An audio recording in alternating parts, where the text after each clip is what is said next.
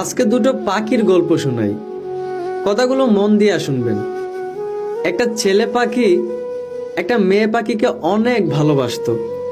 হঠাৎ একদিন ওই মেয়ে পাখিটা তার পায়ে আঘাত পেয়ে একটা পা হারিয়ে ফেলে। তখন ওই মেয়ে পাখিটা কাঁদতে কাঁদতে ছেলে পাখিকে বলতে লাগলো, আচ্ছা তুমি আমাকে কখনো ছেড়ে যাবে না তো?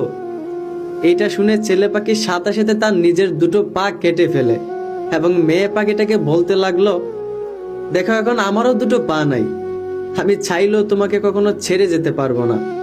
তুমি কিভাবে ভাবলা যে আমি তোমাকে ছেড়ে যাব? আমি কখনো তোমাকে ছেড়ে যাব না, বিশ্বাস রাখতে পারো। এইভাবেই তাদের দিনগুলো ভালোবাসায় কাটতে লাগলো। হঠাৎ একদিন বড় তুফান এসে তাদের দুজনের ঘরটা উড়িয়ে নিল। তখন ছেলে পাখিটা মেয়ে পাখিটাকে বলতে লাগলো, দেখো এই জায়গার পরিস্থিতিটা একদমই ভালো না, যে কোনো সময় আবার তুফান আসতে পারে।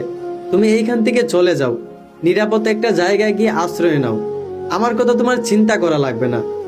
এই কথা শুনে মেয়ে পাখিটার সাথে সাথে উড়াল দিয়ে নিরাপদ একটা জায়গায় চলে যায়।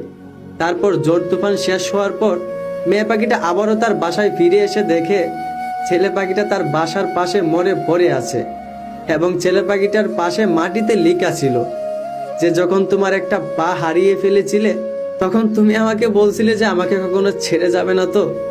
তখন তোমাকে বিশ্বাস জাগানোর জন্য আমার নিজের দুটো পাই কেটে দিছিলাম, কিন্তু আজ আমি তোমাকে বলছিলাম যে তুমি আমাকে ছেড়ে চলে যাও নিরাপদ একটা জায়গায়, আমার কথা চিন্তা করো না। বিশ্বাস করো, তুমি যদি একবার বলতা যে তুমি আমাকে ছেড়ে যাবা না, তাহলে দেখতে আমি পৃথিবীর সকল জোর তুফান অপেক্ষা করে বেঁচে আছি শুধুমাত্র তোমার জন্য।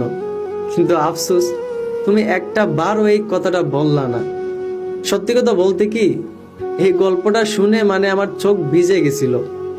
তো আশা করি আপনাদের কাছে গল্পটা ভালো লাগছে। কেমন লাগছে অবশ্যই কমেন্টে জানাবেন, আর যদি ভালো লেগে থাকে তাহলে অবশ্যই গল্পটি শেয়ার করে দিবেন।